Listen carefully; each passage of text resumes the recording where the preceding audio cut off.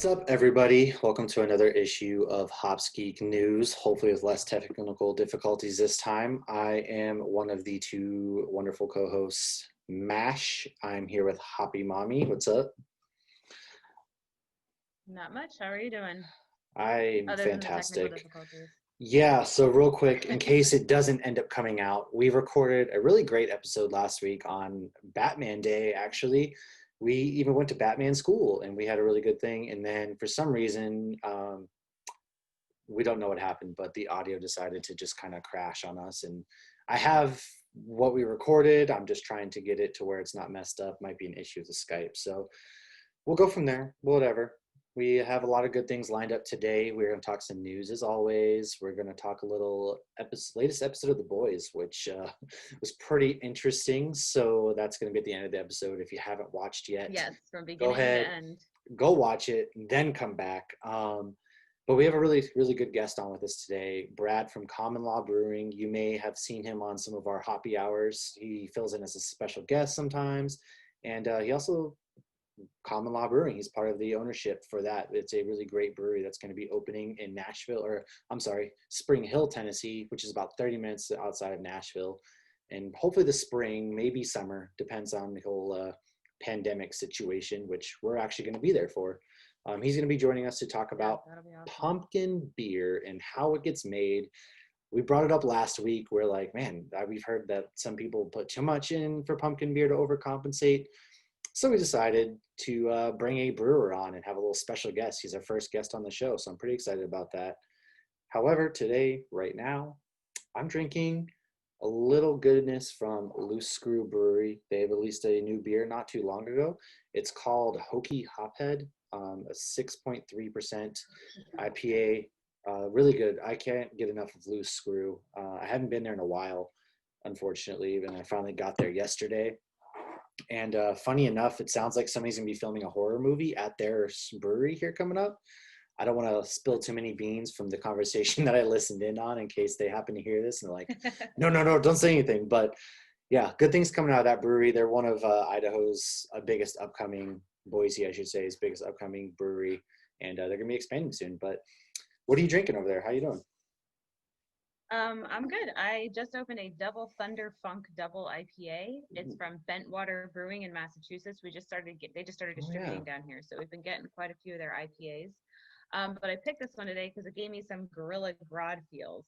That can So for sick. anybody listening on the podcast, I'm definitely going to post this on the Instagram because it's pink and blue gorilla like fighting. But yeah, as soon as I saw it, I was like, oh, that's Gorilla Grodd material right there. Oh yeah, absolutely. That's a really cool can. Yeah, so this one's pretty good. Nice double. It tastes like a West Coast double IPA. It's very good. Ooh, nice. Yeah. Quick plug, real quick. Speaking of our Instagram, I'm gonna record some more promos. But if you've seen, I have an alter ego all of a sudden where I wear a mullet and dress up like an '80s wrestler to promote. Awesome. On October 9th at 8 p.m. Eastern is going to be our first annual 9 p.m. Eastern. I'm sorry. Yeah. We're all in 3 or 4 different time zones. Yeah, it gets confusing. So 9 p.m. Eastern time, that's whatever time in Alaska where Jordan's at. And then for all of you here in Idaho, 7 p.m. It's going to be our first ever Super Hop Smackdown where we take on 2 of the 3, and Jordan and Zach from Hop Heroes Pod with JR as the moderator. And we're going to do a little trivia action. We're going to benefit the American Red Cross, and all the money is going to go to the people affected by wildfires. It's great. I decided to get real cheesy with it, so you'll see me running around in a mullet dressed up like an 80s wrestler for the next couple of weeks. And so far we have Edge Brewing Company who's agreed to promote it out for us, and 49th State Brewing Company is going to promote it out for us because we're going to be drinking their Oktoberfest. So come watch us get wasted and for a good cause. I gotta say, when I saw the promo, I got scared, and I'm on your side, so I can't imagine what Hop Heroes felt watching that. I didn't share it with anybody other than I shared it with our group as I posted it, but I didn't share it with them. I knew we talked about doing a promo for it. And so I went straight up and was like, I'm just going all out with this. It's Halloween time, so I'm getting like, I'm just going crazy with it. So it was a lot of fun. I enjoy doing stupid stuff like that. Yes, and we'll be doing it live on Facebook, and we will be in costumes as well. So it is worth it to Yes, watch it, not just listen. And after the fact, it'll go on their podcast platforms and ours as well. So absolutely. that'll be a lot of fun. I am looking forward to that. Yeah, Um, honestly, I can't wait. but and before we get too much into that, so what have you read or watched this week? Yes. So it feels like forever since we recorded this, and I guess it kind of has, but hasn't. I don't know. All the time kind of runs together. I was sick this week actually, and which gave a little time to reading some comics, and I got around to reading. There's a new run of Iron Man out. It's just called Iron Man. First issue came out a couple weeks ago. I got around to reading that, and it's basically what it's about is he's Tony Stark's kind of going through like a midlife crisis, I guess. He's getting he liquidated all of his money, putting it in a different, basically reallocating it, getting away from the normal Tony Stark tech stuff, trying to find himself again. And he meets up with some old superheroes who say it. I think him and Janet, the Wasp, had a thing in a previous comic run because Oh, I think they might have. I know in the older ones, when you read it, Ant-Man's always telling Janet she needs to calm down because she's always like such a cornball. Like she makes comments about Thor, and he's like, "You need to, stop thinking about things like that." It's really funny. But I mean, when you look yeah, at the history of them, like a lot of these characters have slept with a lot of these characters. Like Black Widow slept with Wolverine, and like I mean, they've all slept with each that's other, true. so that wouldn't It's surprise me. when you're as beautiful as all these superheroes are and all these powers, why not? It's basically a frat house. Right. But yeah, so she shows up and he's like, we can't do this anymore. They're like, I agree. And then Janet just flies away. So it's like, oh, okay. I didn't realize they were doing whatever they were doing. But yeah, at the end, there's like a superhero or a villain that pops up called a unicorn. He starts trashing things, and that's kind of your introduction into that. So I did watch that, or read that rather. I watched The Boys, and then I watched my first spooky movie last night, getting ready for the Halloween Ooh. season. We decorated. I watched a crappy movie called Polaroid. I fell asleep like 15 minutes in, so I can't even say that I watched it. It's about like this. You take a Polaroid picture on this camera of somebody, and like there's a ghost that kills that Okay. person or something. I like I said, I fell asleep like halfway through, and so I didn't fully watch it, but I'm still counting as I put on a spooky movie. It is spooky season. Uh, Yeah. but how about you? What have you been watching? What are you reading? What's going on? Well, we haven't jumped into the spooky movies yet, but we've already had Nightmare on repeat just because the Oh soundtrack yeah. alone, like we'll just put that on just to listen to the music. But as far as reading, I read Flashpoint, which you sent me. Oh yeah. Um, I loved it. A very quick, easy read. It was shorter than I expected, especially after reading The Dark Knight, because that one was a little bit longer. But Hmm. I really loved that it wasn't Batman, it was Batman's dad. Spoiler alert on that. Yes. But I thought the story was great, especially because I'm so familiar with all the characters from all the TV shows and movies. So it was nice to actually read about Barry Allen. But I gotta say, he's a lot bigger in the comic than I had expected because when they cast him, Ezra Miller and Grant Gustin, they're not huge dudes. No, He Flash is looked more shredded in the like, comics. yeah, he really is. He gave me like a Thor kind of vibe, like when he's Donald Blake, and then he sheds off the doctor thing and he's like, Rrr. But yeah, Yeah. so I find that interesting that Ezra Miller and Grant Gustin are so skinny. Because yeah, he seemed more like Stephen Amell. Yeah. But I like what they've done with CW, so I can't complain. And he's also very young in that, so maybe as that's why they cast it the way they did. I don't know. But I've also been watching a little bit of The Preacher.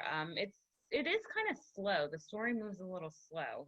They're looking for God, the literal God, but it's definitely enjoyable. I can tell because it's written by the same person as The Boys, Garth Ennis, and he really likes the whole these people who look young and don't age have children who are older than them. Because this past week watching The Boys and watching Preacher, that was a situation in both of those. So I'll leave it at that. But I thought that was an interesting similarity between the two.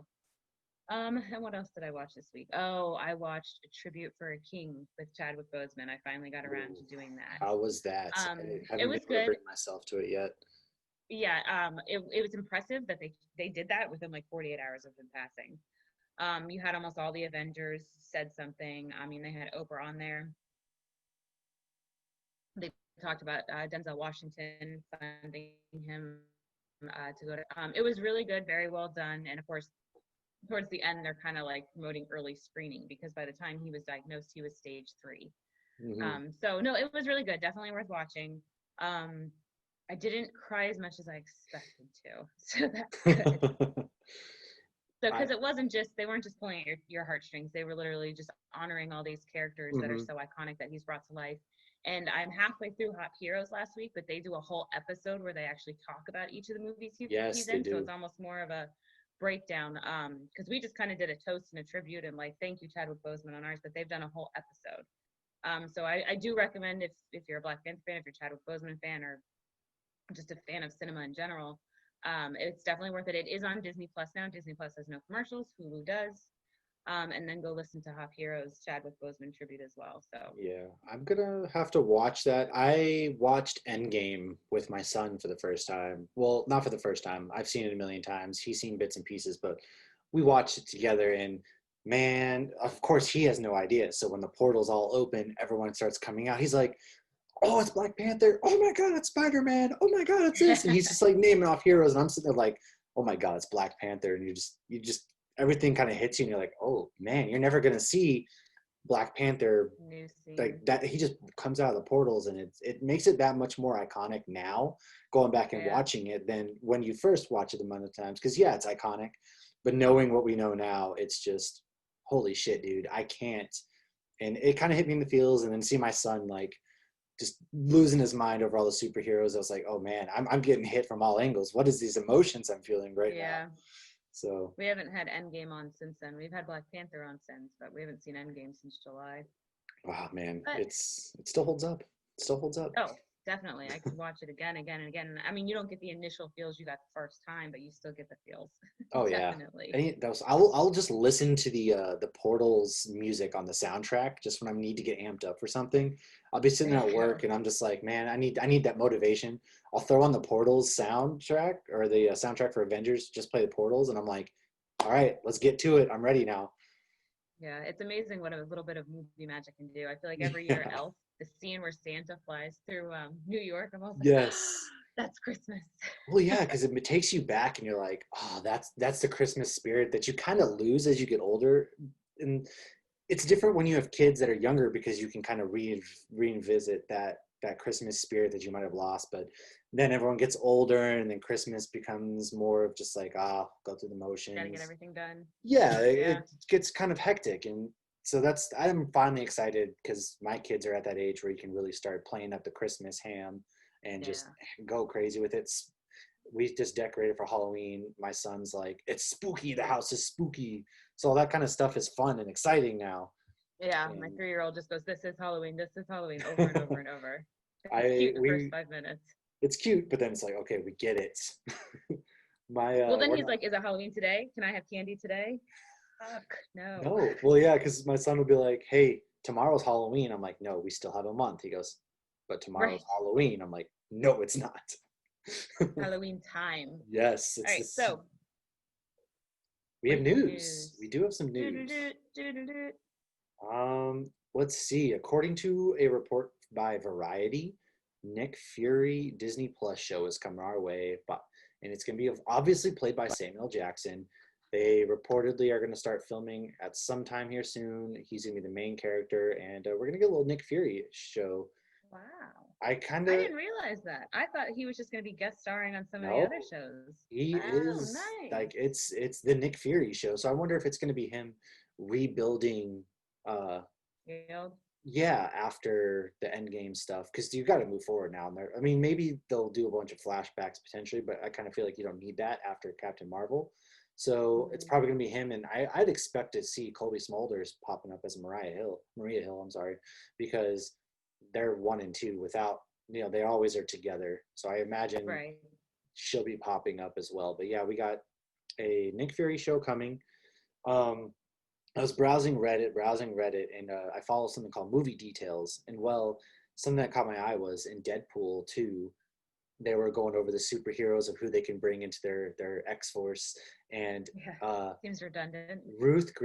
Ginsburg, her picture, he pulls that out, and it's her, and they mention her. So that was something really cool, especially after her passing. It's like, oh, going back and seeing that she's always been that like superhero to people, or just because she's No, I had remembered seeing that when you said that, but I did not. I had completely forgot. But yeah, that is pretty I cool that didn't he put had two her and on two there as a together. Yeah, superhero. So Deadpool Um, thinks RBJ is a superhero. I like it. yes, and then we have Loki's resuming filming. It looks like they're trying to track it for release of early spring of 21. In a time when we're all starved for Marvel content, they pushed all the movies back, which I know you're going to talk about here in a second. At least we'll get TV shows. Maybe we'll be getting more and more of these Marvel TV shows just to kind of cover up, since nobody's going to the movies right now. They're going to throw us a bone and be like, here's your What If series, here's your Loki Right. series, here's Z series. So that'll be nice. And also going to a little DC, you might have heard a little movie called Suicide Squad, directed by James Gunn, is going to be coming out. It's been finished. It's getting pushed to next year, I believe. And one of the stars, John Cena, is going to be playing Peacemaker. Well, on his Twitter, uh, James Gunn was kind of like, yeah, I've had a lot of time during quarantine, so I decided to write a TV show. Most of us have been watching TV shows. This man just got bored and wrote a TV show. So we got a Peacemaker TV show starring John Cena coming out. And everyone's kind of out there, of course, in the Twitter world, like, oh, this means he's going to live. He's going to live. Not necessarily. It could be his life leading up to the Suicide Prequel. Squad. It could be anything. There's a lot of room to play with within that. So I'm excited because John Cena, I think he's a decent actor, especially hamming it up in some sort of cheesy villain role. And so I think it's going to be on HBO Max is what they're going to be putting it out on. Nice. Yeah, I've liked him in the stuff I've seen him in. But you never know with sports people. Like, they are sometimes the worst actors in the entire world. And I feel like anytime they can act, they get, like, people love it. And just, you look at The Rock as well. Like, if you ever watched the show The League, Yes, anybody yes. who did that cut, yeah, you could all, I mean, when they would have real football players come on, they were always terrible. It was, Yeah. oh my God, it was like cringeworthy acting. It really Um, was. all right, so my release, or my release, my breaking news, like you had just said, was the new release dates. So Black Widow, we saw this coming. We knew this wasn't going to happen. It's now been moved to May 7th, 2021. So it's gotten pushed back an entire year. Shang-Chi and the Legend of the Ten Rings is July 9th, 2021, and Eternals is November 5th, 2021. So we had 0 in 2020 MCU movies. So Oh hopefully yeah. we actually do get to have 3 movies in 2021. So we'll see. Like I said, at this point, I'm not planning anything or putting I, anything in the calendar until the day of these days. yeah, I'm not But getting my hopes up at all. yeah, I hope to God if it comes to a year that they do finally just release it and charge us, $40 or whatever. That makes me wonder if Mulan didn't do as well as they were hoping, which of course it wasn't. First of all, there's not as big of a market for Mulan as there is for like Black Widow and all that. And then number two, they went ahead and said that, hey, in 2 months you're going to be able to just to get it for free anyways. Right. And then So there was the whole controversy around her as well, where a lot of people refused to pay for it that I think we're gonna. So you have, like, all 3 of those things going against them. yeah, exactly. So I think that I hope I'm with you. Maybe if by next summer we still can't go to movie theaters, just give us something. I get it. TV shows are awesome, but these movies, and I miss the movie experience so much, but Yeah. we're working with what we got here, and it is what it Yeah. is. Unfortunately, I hate that saying it is what it is, but it has been more relevant lately than it has ever been. Right. I mean, I hate it myself, but it's kind of, you're at Right. this point that it's like, what else can I What do? else can you say? Yeah. I can complain all day about it, but at some point it's just kind of shrug my shoulders. And I'm like, all right, well, Well, in the past, I always thought it is what it is meant you were giving in. No, you can change your own life. Right now, yeah, it is what it is. but You're absolutely right. literally, yeah. So, I'm just very happy that these movies were not pushed back. I mean, could you imagine if Infinity War happened and then Corona happened and we oh had to my wait God. years to get Endgame? You don't get Endgame for like 3 years or something like that. First of all, the amount of theories you'd be reading out there are going to get so annoying. But Yeah. then, like, oh man, yeah, I can't imagine it. Well, Wonder Woman. I wonder if that's going to hurt Wonder Woman releasing at all, because Oh they've been yeah. pushed to Christmas. But that movie was supposed to have come out in June, which I know is after Black Widow. But I think Marvel has more legs to stand on at this point than your DC movies. So getting Marvel, you're not going to have any sort of hurt coming from, hey, guess what? Yeah. It's getting pushed back, whatever. Whereas DC, it's like, hey, we're going to keep pushing it back. Interest is going to be lost. Mm-hmm. We'll see, I guess. All right. So my next bit was WandaVision. There was a new trailer released, but still no date. So we don't know Oh, when I that's did coming notice that. out, but the new trailer does look awesome. So if you haven't seen it, you can see it on Marvel, you can see it on YouTube. So this one's fun. This is a rumor, but I read it in an article that, of course, that was a confirmed source that's been right about rumors in the past. So there is a rumor. I don't think it's true, but I really hope it is that Deadpool will be the new constant cameo instead of Stan Lee in some of the MCU movies. Oh, I hadn't Um, heard that. because he can just break the fourth wall and just kind of jump in and whatnot. But they have said though that they're still going to try to do some Stan Lee cameos, and we even saw it in Deadpool. I think it was Deadpool 2 where there was like graffiti on the wall, or you've seen pictures of Stan Lee in the background. Hmm. So they are still going to try to do that. Now that part I believe, the Deadpool thing, that would be amazing. And honestly, they should. They own him now. Do it. I mean, they do, Um, and he's like the highest. He's a big draw, so you can't just toss Ryan Reynolds and Deadpool off to the side. You'd have to do no, something. and it's got to be Ryan Reynolds. Oh yeah, So The Mandalorian, season 2 comes out next month, but Giancarlo Esposito, which is Moff Gideon, has already said that they are working on season 4.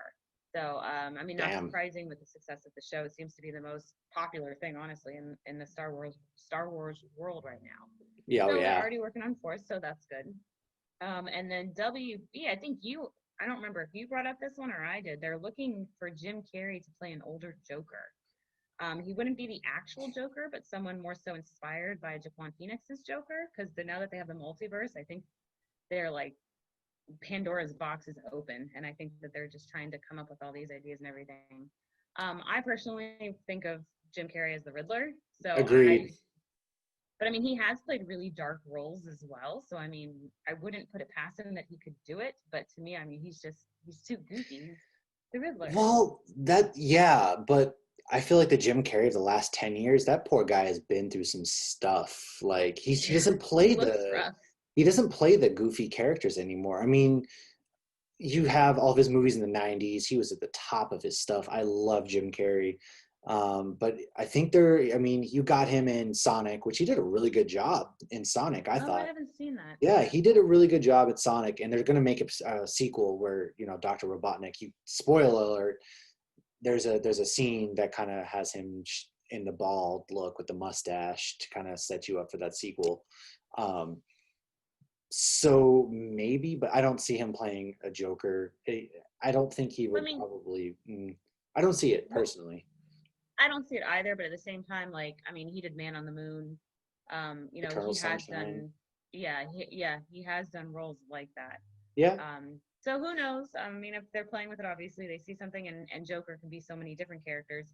And when I was reading this as well, I didn't realize that like the Jaquan Phoenix one, they intended it to be a standalone. They never intended it to be Yep. connected. But now with doing the multiverse, they're saying that it can be. But then they also said that that character Arthur wasn't necessarily the Joker, like the Joker that we're Hmm.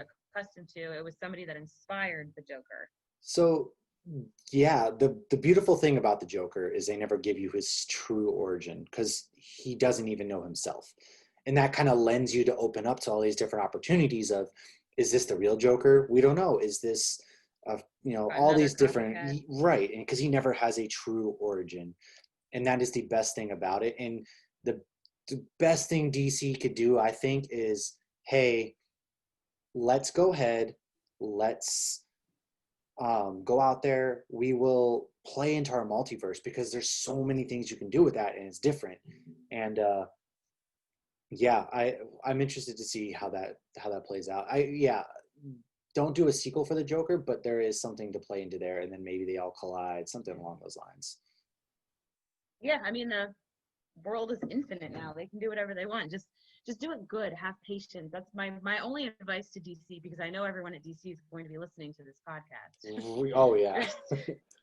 Just have patience. Don't focus on just the moments. Like, do it right. Don't do it quick. If you guys are better than Marvel movies in 10 years, that's awesome. We have something to look forward to in 10 years. Don't try to be better than the MCU right away. Right. I mean, don't And try now to that outdo it. everybody at DC has, I think that we can't try to outdo it because then that we got into the mess that we've currently gotten into.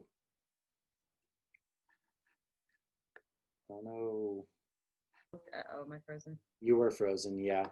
Um, I'll just edit that Can you out. hear You're me? frozen again. Yeah, I can hear you. You there? Okay. So, I'm gonna end sorry. up. I'm gonna end up once we get to our guests in a minute, and ending this session, and we'll start a new session so I don't hit that 40 minutes. Okay. Um, okay, so my other news was downtown California, or downtown Disney in California just unveiled a beautiful mural of Chadwick Boseman doing the Wakanda Forever with a little boy in a hospital gown wearing a Black Panther mask. Oh man. I saw the picture. It's absolutely gorgeous. So if you get a chance, I don't even know if they're open. I don't even think Disneyland's open. But if you get a chance, Disneyland. definitely find the mural. No, I think no. Disneyland, to my knowledge, is not open. It's meanwhile Florida's like, hey, max capacity at the parks, max capacity at the bars, max capacity everywhere. Everyone just get out there. Yeah, so Disney actually took away their partial capacity rules, but as far as I know, you still have to have masks and everything. Oh boy. So I won't be going to Disney for another couple weeks at least, and hopefully they still have masks. I don't. We'll see. That's this whole other conversation. But Yeah. Walking Dead returns October 4th. Ooh. And they're Wow. actually doing something before that on AMC to kind of get you ready, like a little behind the scenes kind of thing about the Whisperer Wars. I'm behind a season, but I will say in the comic, the Whisperer Wars was very quick. It was really good, and I loved how they ended it, but it was quick. So it seems like they stretched that out like the whole season, I guess. Yeah, I'm behind like 8 seasons. I'm gonna be on. This is the final season, isn't it? Yes, this is the final season. I want to catch up. I figure, I told my husband, like, let's catch up now. It's Halloween time. It is the perfect time. Yeah. So last week I mentioned Ant-Man 3 villain was cast if we ever get last week's episode aired. So it has been confirmed he's going to be King the Conqueror. So he's usually a Fantastic Four villain, sometimes Avengers. But he could be our new big villain to replace Thanos. We don't know yet. His name is Nathaniel Richards, and it's believed he's a descendant of Reed Richards, but he's actually a time traveler. So the theories is that he is, oh, you're losing your mind. He is, the theory is that he's the new villain because they fucked up the timeline in Endgame, especially with Loki getting the Tesseract, and so that might have angered him. So only time shall see. But one of his love interests is Mantis, so there's also theories that because Mantis is so much more powerful in the comics, that maybe this will bring out some of more, because she's, right now she is very powerful. You saw her like mentally take down Thanos for a little bit, but she's more so like a punchline kind of thing, and just like I mean, it's also Guardians of the Galaxy, so we've kind of looked at all of them as powers. Yeah. So maybe we get to see some of her actual badassness. So, and my last bit of news, which I like because I'm buying these for Christmas. Barbie's releasing 2 new dolls that look like Black Widow. Ooh, I'm gonna have to get my daughter. She's into dolls and stuff now. She turns 2 next week, so or this week actually. By the time this comes out, she turns 2 on Saturday. So yeah, and they're legit Barbies. Awesome. That's pretty exciting. I think Barbie's one of those things you kind of forget about. I guess for me, because my sister used to play with those, but now I'm like, oh god, I guess I'm gonna start buying those for my daughter. Yeah, we have a million Barbies, but we also have a lot of, she's got the Barbies mixed in with the superhero high dolls. Oh yeah. So we got a ton of that. We got Wonder Woman, we got the Invisible Jet, we got Batwoman, we got Harley Quinn. So I think that's kind of cool, because anytime I see like Black Widow or Shuri or any of the female ones, I buy them, but they're all different sizes. So it's kind of nice that she has the Barbies are consistent with the Disney princesses and all that. Yeah. So I mean, I love that because my daughter will play superheroes and Barbies. Well, hey, now we got Barbie superheroes. And going back real quick, you mentioned he might be the descendant of Reed Richards potentially. I wonder if this is our introduction getting the Fantastic Four and X-Men and all them in. I can't wait. So excited. Kang the Conqueror. I do know a good decent amount about him, so hell yeah. Ant-Man's my favorite Marvel movie, so I'm there. Opening night, COVID or not, I'm there. Just go in a hazmat suit. I'm there. But yes, I'm a bunch of good news coming out. We have a lot of good things coming. And now we have a special guest for you guys. Right. We're here with Brad from Common Law Brewing. Brad is one of our good friends. We've all become really good friends, especially over the last 7-8 months. He's one of he watches us, and then he even joins as a co-host. And he's brewing a lot of good beer. He's got a brewery coming out to a place near you in Spring Hill, Tennessee, hopefully in the spring. In fact, we drank his beer when we were toasting Black We Panther did. on a previous GEEK episode. So now you Yep. guys can see the That's brewer right. or We listen to did. the We brewer. drank the version of their Black is Beautiful. So Brad, thanks for joining us, man. How you doing? I'm doing good, man. Thanks for having me on. Looking forward to talking some seasonal beers with you. Yes, it is fall. It is officially fall now. I can say It this. is It's It pumpkin is. officially season. fall. Nobody is telling me different. It It is is. 50 degrees out this morning. As far as I'm concerned, Whoa. we're in pumpkin season. Idaho doesn't know it yet because there's no pumpkin beers on the shelves, but it's fine. It's cool. It's cool. My mental health, who cares about it?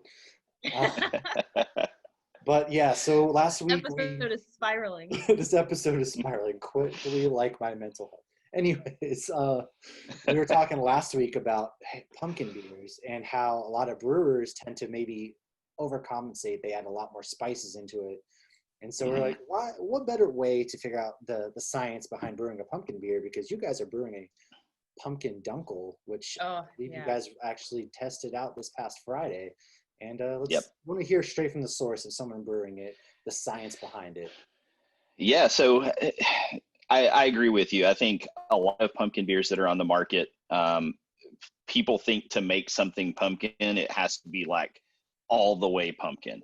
And so you get a lot that like, you know, the thing I always compare it to, you see like the old like Bozo the Clown episodes or whatever, where they're throwing pies at people's faces. If a beer makes you feel like you just got smacked in the face with a pumpkin pie, it's probably a little too much pumpkin, at least for me. I prefer something that's a little more subtle flavor. And there are, you know, looking at it from a brewing perspective, there are a couple of different ways that you get pumpkin into beer. You know, so obviously pumpkin itself, the actual gourd, is a great base, in my opinion, for making a pumpkin beer. You'd be amazed how many pumpkin beers out there have no pumpkin in them. But to me, a pumpkin beer should always have pumpkin. And so depending on what you're looking for flavor profile wise, how heavy you want the pumpkin taste in it, you can add it during the mash, actually. You can put it in the boil. Some people actually put it directly into the fermenter and just kind of let the pumpkin sit at the bottom of the beer as it's fermenting. So a lot of different ways that you can get it in there. To give you some kind of perspective, so the batch that we served on Friday was just super small batch off of our home brewing equipment. So it was a 5-gallon batch. It had about 4 pounds of pumpkin in it. So about half of that in the mash and about half of it in the boil. So if you think about the cans of like pumpkin that you can buy to make pumpkin pies out of, the really big can is about 2 pounds. So 2 of those is essentially what goes in. And that's the level of pumpkin you need for a very subtle pumpkin flavor. If you were going for smack you in the face pumpkin, you'd probably use 8 to 10 pounds to really get it to pop out. So that's generally how we get pumpkin into beer. The way you'll see it done a lot, and we do a little bit of this with ours, is pie spice. So you see the pumpkin pie spice blend that's on the shelf at any grocery store. It's typically like cinnamon, nutmeg, clove, allspice, and a little bit of ginger. I think they refer to those as like the Fantastic Five or something like that of pie spicing. But you know, that gives you that's what people associate with pumpkin pie flavor. It's not really the pumpkin itself, it's more the pie spice. It's the cinnamon and some of the other things that go along with it. And so a lot of brewers, including us, do use pie spices in their beers as well. So typically with us, we're throwing those in right at the end of the boil. Because we want them to be exposed to a little bit of heat so that you release the aromatics from them, but we don't want them to be exposed to so much heat that you kind of fully break them down. You can also add them in either fermentation or in secondary right before you're about to go to keg. You can get some pretty robust flavors out of them that way as well. And that's actually how a lot of pumpkin beers that you'll find on the market get their flavor. It's more from the pie spice side of things than it is the actual pumpkin. You know, and then I think the considerations beyond that are more, what do you want to put in there to help balance it? So there are a lot of flavors that pumpkin goes well with. Some of them that you wouldn't necessarily think about finding in beers very often, but like sweet potato. Pumpkin and sweet potato go really well together. The thing that we love to use if we're doing pumpkin beers is vanilla. I think vanilla helps to add a little bit of sweetness, a little more depth, gives it kind of a creamier flavor to it.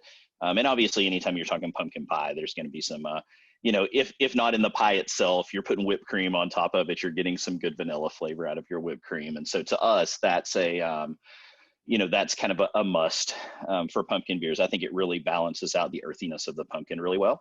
So those are kind of, just generally speaking from a brewing perspective, that's how you get pumpkin in there. The thing that you kind of start with even before you get to that point though, is what kind of beer are you putting it in? Most of the pumpkin ales that you'll see on the market are usually American amber ales. Got a nice like coppery to red color, nice malty backbone, not a lot of hops to them. That's kind of your traditional. You'll also occasionally see a blonde ale or something like that that's got a little bit of pumpkin in it. Obviously, you see stouts and porters on the darker end of things. Mash, as you mentioned, the one that we just did, and one of the reasons we really like it is because it's something a little different. So we use our Dunkelweiss base, which if anybody's not familiar with it, is a brown wheat beer, kind of a darker wheat beer from the German brewing tradition. I think it pairs really, really well with the pumpkin. Dunkelweiss it's not overly sweet. It's a pretty smooth beer. It's got lots of mouthfeel to it, kind of a thick, heavier body.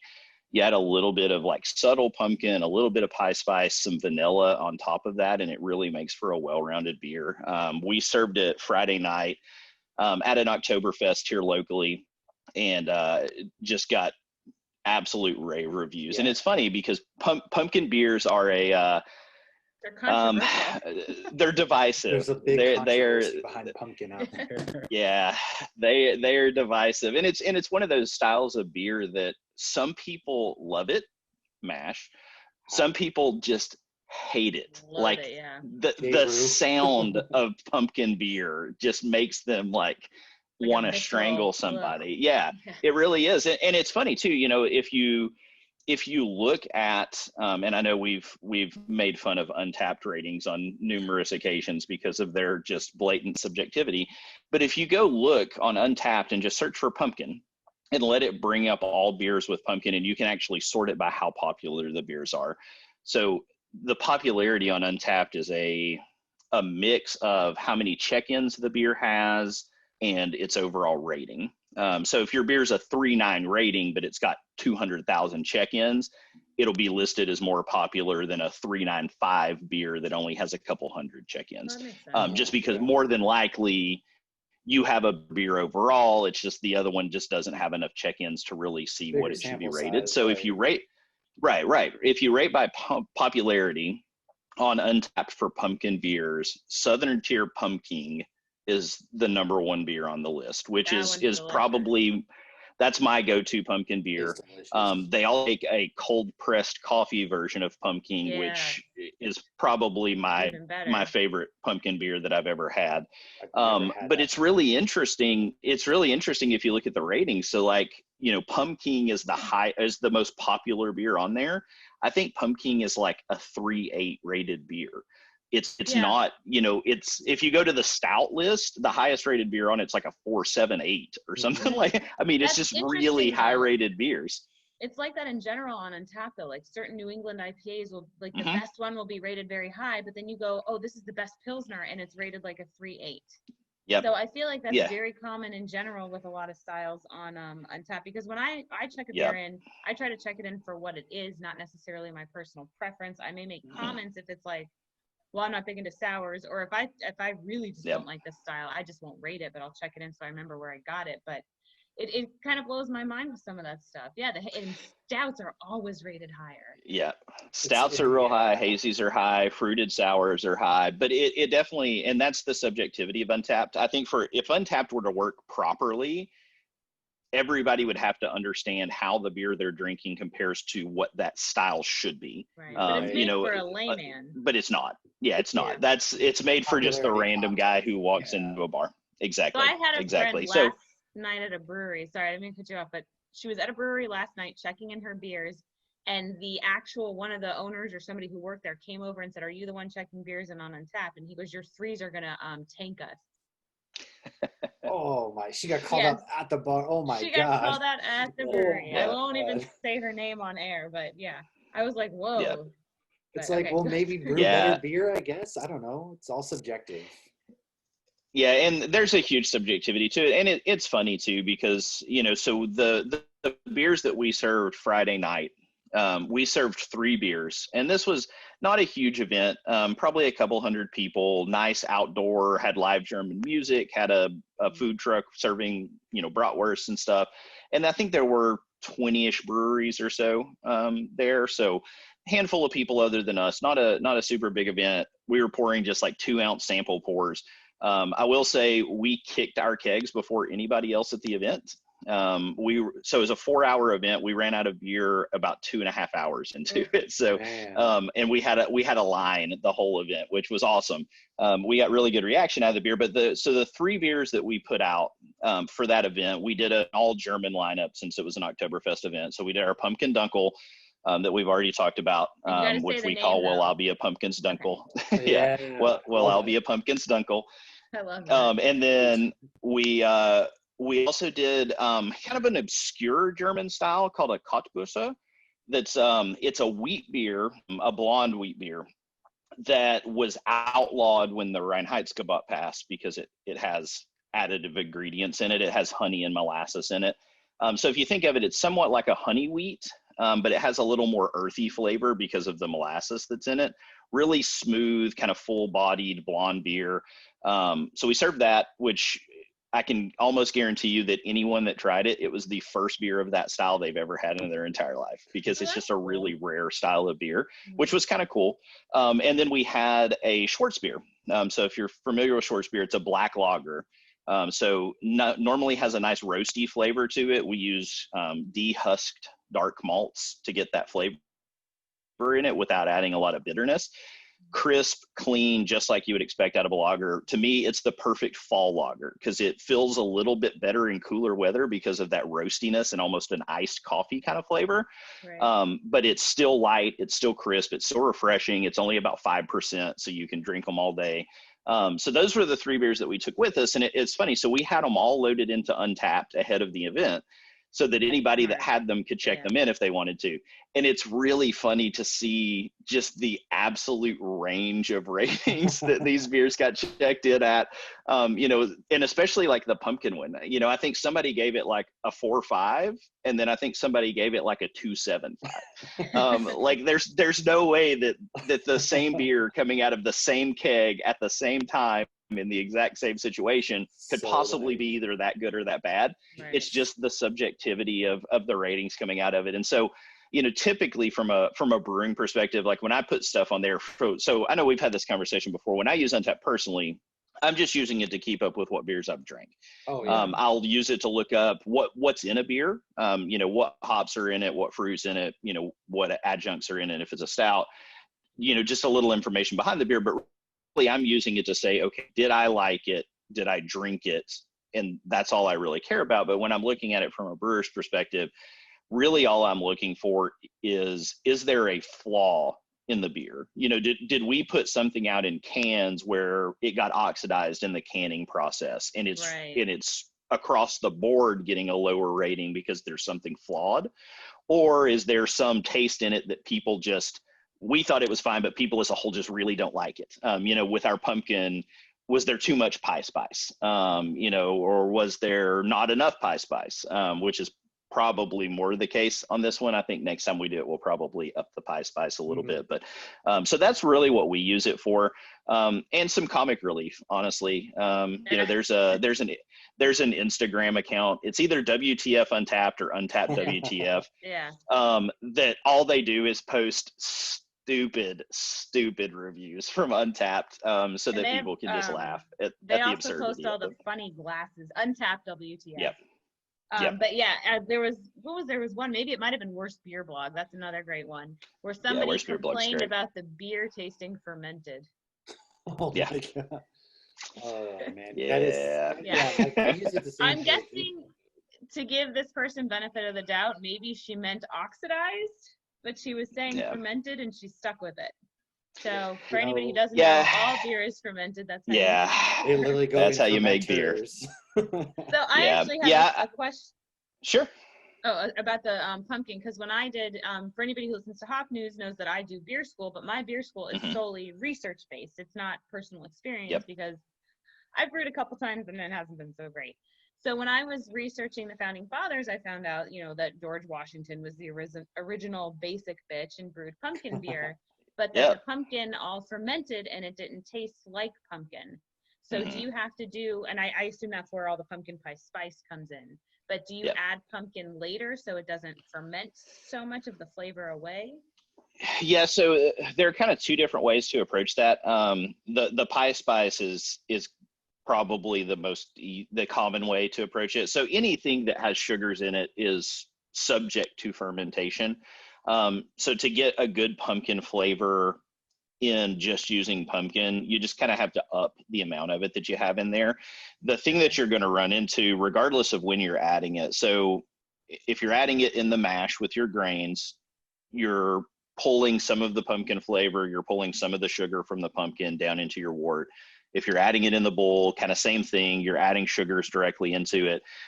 If you add it even during fermentation, the yeast are still going to go after the sugars that they can within the pumpkin. And it's the same way if you were to say, okay, I'm going to ferment this beer completely out, and then when it's done, I'm going to add pumpkin to it. If there is yeast still in suspension, it will start fermenting again. Okay. So you either have to dose it with something like K-Meta or something that will kill the yeast, or you have to run it through a high-end filter that pulls all the yeast out of it. Like Otherwise, Randall?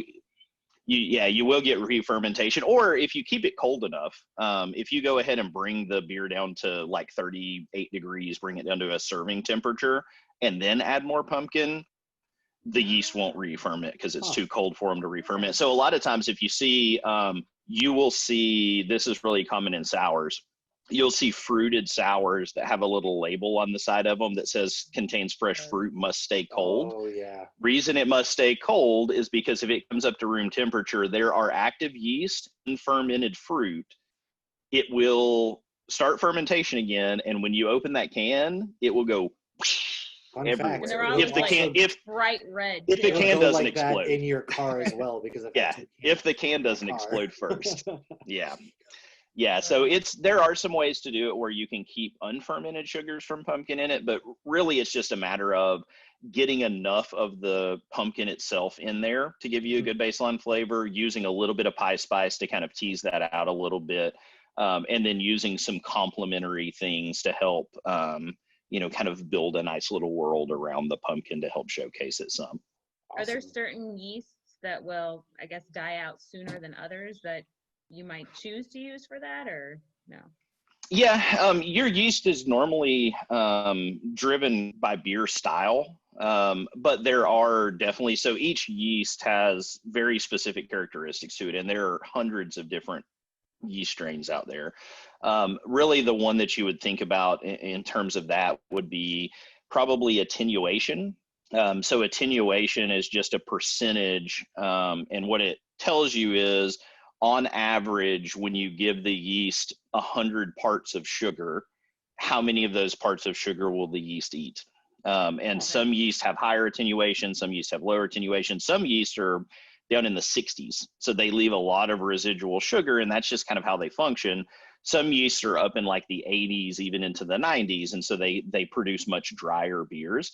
And so if you were, especially if you were doing a pumpkin beer that was in like an amber ale or a really basic beer recipe, you could definitely use yeast to try to determine how much residual sugar gets left over. The thing you have to keep in mind is you're also going to get residual sugar left over from your normal malts in that too. And so you're going to end up with a sweeter beer overall. So your final gravity of your beer is going to be much higher, a lot more residual sugar in it. You're going to end up with a more syrupy style beer, kind of a heavier body to it, and it's going to be just kind of naturally sweeter. Depending on what you're looking for, that may be perfect. If you're going for something that's full on pumpkin pie, maybe that sweetness is exactly what you want. What we were going for was more of a, we want you to feel pumpkin and fall, but we want you to really taste a beer where the pumpkin complements the beer, as opposed to a beer where the pumpkin is the beer. And it's just a different, it's just a different approach to style. Some breweries are, I kind of refer to them as balls to the wall breweries. Like they have an idea and they're like, how can I take this chocolate beer and make it as chocolatey as I possibly can? Like I think Untitled Art is a great example of that. Untitled Art makes fantastic beer, but like if you buy an Untitled Art beer and it says chocolate on the side of it, like it's going to be straight up Hershey bar. Like it's going to be, whereas you get some stouts that have chocolate in them from some other breweries where there's a subtle hint of chocolate in there. It's not overpowering and it just kind of complements what the basic beer is. That's more of the style we do, is more complementary flavors as opposed to, oh my God, that's like overpowering. I'd say the one area maybe that we don't always do that is some of our pastry stouts, because then the whole purpose of that style is to really showcase a sweet flavor. And then some of the fruited sours we do, we'll go pretty over the top with some of the fruit on those. I've actually got one we're working on right now. I'm kind of finalizing some recipes and doing some testing with it. Is a fruited sour that's going to have a pretty fair amount of fruit in it. It also may have some small, slightly sour, kid-shaped gummy candies in it. Nice. So it should be pretty interesting, because we try to stick with the legal theme for a lot of our beer names. We have tentatively named that beer Custody Battle, because it's everybody's going to fight over who gets the kids. So I think it'd be a fun one. We'll probably be brewing our test batches of that within the next probably 4 to 6 weeks. That's hell yeah, that's amazing. I know we can't wait to get down there to up there for me. Up there. Oh, I guess up there for Hoppy, down there for me for the opening of the brewery. Especially because the beers that we have had from you guys have been amazing, and this pumpkin dunkel, it's everything I want. It sounds like, because I don't like when it's overpowering like a pastry stout like I had last night. I can't do the overpowering flavor, so when it complements, that is in my sweet spot. And your Supreme Court Justice was a great New England, and I bet it's even better in person because you nailed it. And so I know that's got to affect the flavor in those sometimes. From the tap. So you did a dunkel pumpkin though, so I feel like I often see pumpkin ales, and you did a lager. So is there any reason on that, or is that just preference of the brewer? So you'll actually see 2 different beers labeled as Dunkels. So you'll see Munich Dunkels, which are lagers, and then you'll see traditional Dunkelweiss, which is still an ale. It's just it's still a wheat ale. So the one we did is still an ale, but it's the reasoning behind it really was we wanted something that was a different base. You see pumpkin beers, you pour 10 of them into a glass and they all look like the beer that's in your hand. I mean, they're all kind of like, they're all kind of that darker gold, like almost bordering into amber. They all have a very similar look to them. And so we wanted to present in a completely different format. And so we ended up going with the Dunkelweiss base. And so what we came down to when we were laying out our menu for that Oktoberfest, we knew we wanted to do the Schwarzbier, just because it's a style we love. It's one that's hard to find, but like if it's good, it's really, really good. I can always find it in May. Yeah. People do May the Schwartz be with you. Yeah. But that's the only time I really find it. Yeah. So we knew we had that one. And then we were planning to take 3 beers. And so we started talking about what our other 2 beers were going to be. Well, we got to a point where we knew we wanted to do a Dunkel, and we knew we wanted to do the Kottbusser. And so then it became a question of, okay, we want to do a pumpkin beer. Where do we want to put the pumpkin? Obviously, we're not going to put the pumpkin in the Schwarzbier. We probably could, but it may actually be good. I may have to try that sometime, because you'll get those coffee notes from the Schwarzbier with a little bit of pumpkin. That may not be bad. But so we went kind of back and forth between what we wanted to put it in. Well, the Kottbusser is a nice, like light gold color. It looks like a blonde style wheat beer. And it's got a very simple flavor to it. There's not a ton of complexity other than like a little bit of the note from the honey, a little bit of note from the molasses, but otherwise like it's a wheat beer. Whereas the Dunkel, a little bit of darker malts mixed in there. It has a little bit of roastiness to it on its own. We just thought it would be a little more complex base for the pumpkin, and something that you're not going to see very frequently. But really what it came down to was, with the Cobbler, we're already making a style that nobody's really heard of and nobody's had. We'd like for people to be able to try that style without anything in it. Sure. Whereas people have probably had a Dunkelweiss before. So we were like, okay, let's throw the pumpkin in that one. And so, that was, kind of what goes into our thinking. And a lot of times when we're doing events and stuff like that, we very frequently do one-off beers specifically for those events. And so we put a lot of effort into, what's the theme of the event? If the event benefits a certain charity, like, is there something in the charity's name or the charity's mission that we can kind of play off of for our beers? So we try to be creative in what we do, but in this one, it just came down to, we had two options of kind of what to pair the pumpkin with. And the Dunkelweiss kind of won out. Mm-hmm. We're like, sounds like a good fit from a style perspective, but then also, made more sense with some of the other things we were making as well. Well, when you first posted that menu, I thought you were asking people's opinions on like, what should we brew? And I was like, oh, Dunkel pumpkin, definitely. And I was like, oh, he brewed all of these. They brewed it. It's all there. Yeah. Yeah. That stuff was all ready to go, ready to get served. But yeah, we had a blast doing that event. And actually so the first keg that kicked was the Schwarzbier, just because, like I said, that thing was just phenomenally good. I can't wait to make it again. We kicked around the idea of, Schwarzbier, great black lager, fairly low hop levels to it. And we've done a bunch of India Pale lagers in the past. And so we were kicking around the idea for maybe a spring beer doing a hoppier version of our Schwarzbier. So keeping our Schwarzbier as like a fall lager, but doing a slightly hoppier version of it as one of our spring lagers.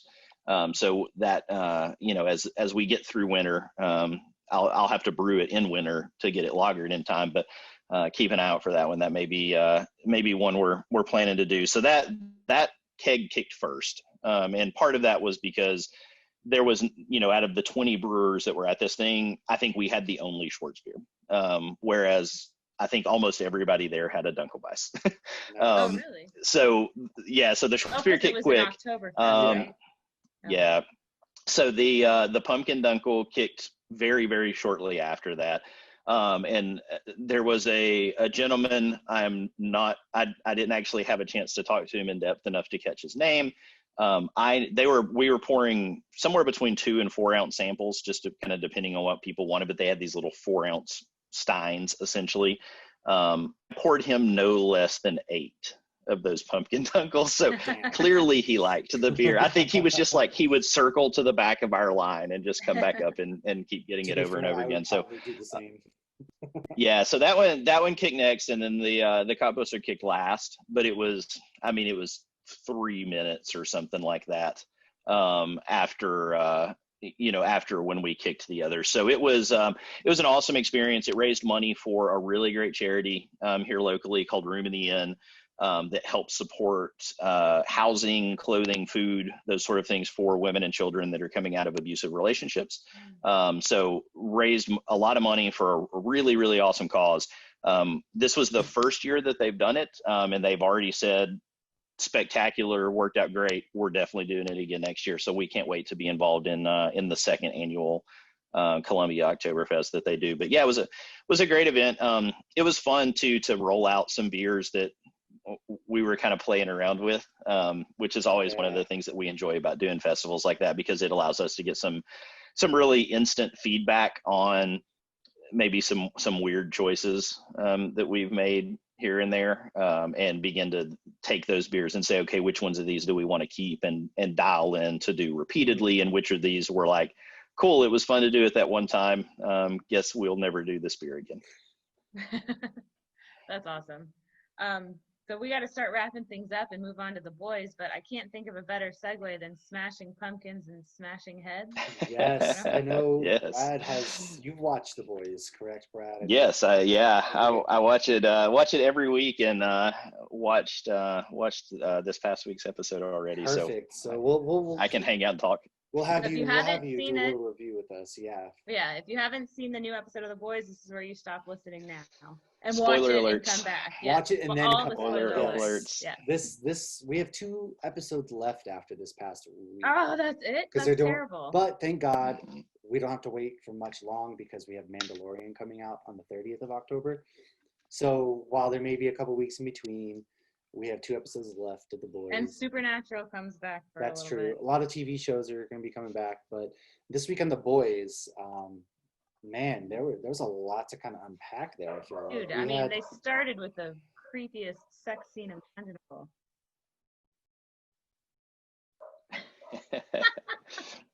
Anybody just listening, Mash just muted and we just saw him yelling. Should I not say creepy whatever scene since are your kids coming in? Yeah, my dog decided to go crazy, but okay, yeah, well it's okay if your dog hears this. This episode of The Boys, we saw Homelander and Stormfront. They're obviously, as the Butcher discovered and put together from their little interview, they're fucking. From more, they are definitely. They weren't even subtle about it, though. I mean, they were pretty. Yeah, I mean, yeah. You have Homelander. He's kind of like that creepy, controlling boyfriend. He had the flowers for her, and like she went away for 20 minutes, and he checked up on her. So a little creepy there, but it's Homelander. He's stage 5 clinger. The rest of the crew, they went to the Sage Grove psychiatric facility where there's a lot of crazy things. Vough's apparently experimenting on creating adult soups just by injecting adults. Love Sausage is in the comics. He is. He is actually a friend of theirs, though. And I've only read volume 1. I still haven't started volume 2, so I've been reading other things. So his weakness, his kryptonite, I think I mentioned this before, is getting a boner. When he gets a boner, he can't do anything. Well, we saw that in this episode where he makes sense. Chokes. But he doesn't have that power in the comic, as far as I know. He choked out terrible. Mother's milk with his penis. MM is never gonna be the same. He is never gonna be the same after the scene. Tell Butcher he will never recover. Yeah, he will never recover. And Frenchie will never let him live that down. No, at all. Which it gives new meaning to what is it? Autoerotic asphyxiation. Yeah, autoerotic asphyxiation. Yeah. Yes. And speaking of those two, though, we got a little backstory on MM and Frenchie. Like they were all working, which is a callback to the comics. They were working with Mallory and whatnot, and kind of. Well, that's why she quit. Hunting down the soups, and they were like really best friends. They were hugging at one point, which if you go back to season 1, they hated each other, which was very interesting. And then we discover Lamplighter, who's actually working at the psychiatric facility. He killed Mallory's kids. Frenchie went to go save his friend who was ODing, who ended up just like leaving anyways. And that's kind of what happened, and that's what broke the crew apart, which was pretty heartbreaking. Found out he didn't mean to kill the kids. He thought he was killing Mallory. Yeah. He thought he was killing Mallory, which pretty heavy stuff, I mean. Yeah. And that was probably one of go ahead. No, you're fine. That's probably what. That's probably the heavier scenes in the entire episode is when Mallory shows up and they have Lamplighter in the back of the ambulance and she pulls a gun on him and he's literally telling her like, no, it's cool. Go ahead and kill me. I mean, you can tell like he's tormented by the fact of what he did. And I thought it was really interesting though that Frenchie's like, no, let him suffer. It's actually worse for him to be alive than it is if we kill him. But he's still killing though. And I know Liberty is telling him like, oh, you're doing it for the good. Like he's still making these evil choices. So it's like, he is genuinely evil, but he has guilt about it. So I feel like they do that just to fuck with the audience. And like, I think make us have empathy for him. I think this means he might kind of inadvertently, like they're adding soups on their team. So that way it kind of works around them having to take Compound V. So maybe he'll kind of work for them because he kind of saved their life there. He'll maybe work for them. You have Starlight, and then maybe they just add more soups. And then you see what happens with, if anyone's watched Stranger Things, we kind of caught a glimpse into Eleven's future without David Harbour if he really is dead.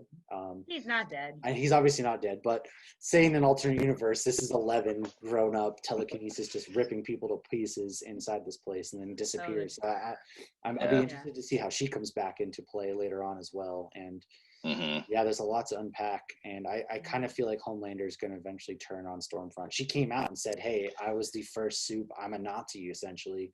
She was married to Vought, and he created her and all that. And that was a big reveal. Like, I was expecting it. Oh, yeah. But I wasn't expecting her to tell him, and he was cool with it. Well, because, okay, so I don't think that he's actually racist. I think he thinks everybody is equally below him. Agreed. So I don't think he cares if you're black, white, Asian, Hispanic. He doesn't discriminate. No. Right. He thinks he equally discriminates. Yeah. He hates everybody. Yeah, he just hates everybody. So when she said to him, like, you're exactly what we need, like, you're perfect, like, she said everything he wanted to hear, and she meant it. And he doesn't care what her end goal is. He just cares that she thinks that and means it. It's not like, she's not saying that because she's scared of him. She's saying that because he is the Aryan race. I think look at him. Yeah. He is the Aryan race. No, you're right. I think to a degree. Blonde hair, blue eyes, super powerful, Yeah. I think he is the epitome of what she thinks should be representing America. And what's funny, though, is if you watch Inside the Boys, she's actually Jewish in real life. And she mentioned that multiple times because I think dealing with these scenes, and I mean, even dressing up with like a swastika in the background, like, yeah. I mean, it's gotta be, it's very odd, and especially because, a lot of people have a hard time differentiating reality from fiction. And, I'm sure people are, not being able to go outside right now and having to wear a mask probably makes it easier. But, I'm sure people are still saying things to her, and it's like, dude, she's not a Nazi in real life. No. And it's all I think pretend, man. It's all pretend. Yeah. One interesting question, though, that whole sequence raised for me. So she shows him the picture of her with the old lady. And, he's like, oh, it's your grandma. And she's like, no, it's my granddaughter. And so, I think the audience already knows that because everybody knows that Stormfront is Liberty. They know that she was a soup a long time ago, that she's been around for a long time. So everybody knew that she was old. I think that really kind of defined how old she was. Right. And I think what she's saying, 1919. So she's 101. But the question that it raised in my mind was, okay, so we've seen Homelander's son. Homelander's son is a soup. Clearly Liberty has kids because she had a granddaughter. Right. Were any of her kids or grandchildren soups? Like, was it hereditary from her as well? Or is this something that his Vought has improved upon be over the years and it's gotten better and more stable? Like Homelander's kid has it, but maybe it didn't work previously. Because I think it'd be an interesting, just from a family dynamics thing, because then, like, wouldn't that be cool if, like, all of a sudden, like, her long lost estranged daughter pops up and helps kick her ass with some superpowers? My theory is that they perfected it, and that's how he passed it on. And so maybe they're going to try to have a kid to pass on their perfect, like a mix between both of them. Oh. But also, she got it as an adult, so why didn't they give it to their kids, though, is what I wondered. Because I'm assuming since, she's like, she passed away of Alzheimer's, that child did not Maybe get she it. refused it. But maybe that's also why she's trying to perfect it. Maybe they lost a child in doing this or something. Good theory. So, it raises some interesting questions. Definitely raises some questions. And we'll have to just, I guess maybe we'll get answers in the next 2 episodes. But we'll see. Brad. Right. Sorry, I was just going to wrap up. No, I was just going to say one last thing with the Iceman being Lamplighter. I love that he is now essentially Pyro's powers. Oh, I forgot Pyro he was his X-Men. best friend / mortal enemy at the end of X-Men, and now he has those exact powers. And I totally meant to bring that up. That's right. That is a good play. Like, he was Iceman in X-Men, and now he's essentially Pyro, either flipping the lighter and everything. Yeah, and that's all that Pyro kid does in X-Men. And real quick, the best part was when he entered in his little costume and everybody's just laughing at him. I lost it because he's got the stupid hood and the thing, and amazing. But Brad, where can everyone find your brewery? Should they be listening? Can we, like, all your good social medias and all that kind of stuff? Yeah, so the two easiest places to find us are Facebook and Instagram. So we're on Facebook, obviously, just Common Law Brewing Company, and then on Instagram at Common Law Brewing Co. Like I said, we do load our beers that we make into Untapped. So if you search for Common Law Brewing Company on Untapped, we do have a brewery page on there that'll show you some of the beers that we've made previously, and kind of what other people thought about them.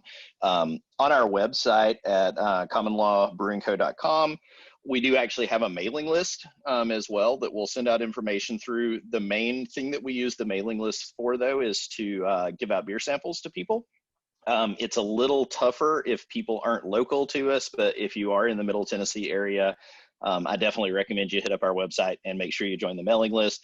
But mainly if you follow us, Facebook, Instagram, those are probably the two best places. Facebook is where we put out most of our event information through. So where we're going to be pouring, what festivals we're going to be at, who we're, going to be teaming up with to do collaboration beers and that sort of thing. So probably the quickest way to get the best information about us.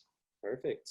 Awesome. Well, we really, really, really appreciate you coming on. It's always a pleasure to talk beer, talk anything with you. Comics, beer. It doesn't have to be any of that. Sports even. I recognize the old Nashville Preds hat on right now. So Thanks for joining us. Yeah, thanks for having me. Yeah, you can find us on Instagram at Hops Geek News. We are on Thursday nights on Hoppy Hour on Hops News. We have a lot of good breweries coming up there over the next month of October, spooky season. Where October 9. Tomorrow night we have Adroit Fury out of, I believe it's New Jersey. They're going to be coming on to like a heavy metal, spooky kind of brewery. So what a better way to kick off the month of October with that. October is also the greatest month because I turned 30 in 2 weeks. So shout out to myself because it is my month. But time to get that Social Security. It's time to retire and move on to greener pastures. But subscribe, like us, share us. We're on Apple, Spotify, Google, Amazon, all that. Ask your Alexa to play Hops Geek News. Yes. She will play it. Specify Hops News very clear, or you will get hot gay news. Ooh, you will. Not that there's anything wrong with that. If you want that, that's fine. If that's you your want thing, some of that, go for it. Just right. watch. But Packers that's what happened when I asked it to play Hops News. Yeah, just immediately follow up that listening section with Hops Geeks News. You there never you know. Go. You might. I mean, if you want some hot gay news, just listen to me talk about Aaron Rodgers, and that's actually my. So, thanks for watching. Thanks for listening, and we'll talk to you all next time. Appreciate it. Yeah, cheers. This has been a Hops News production. You can find Hops News on all your favorite podcasts and social media platforms at Hops News. Cheers.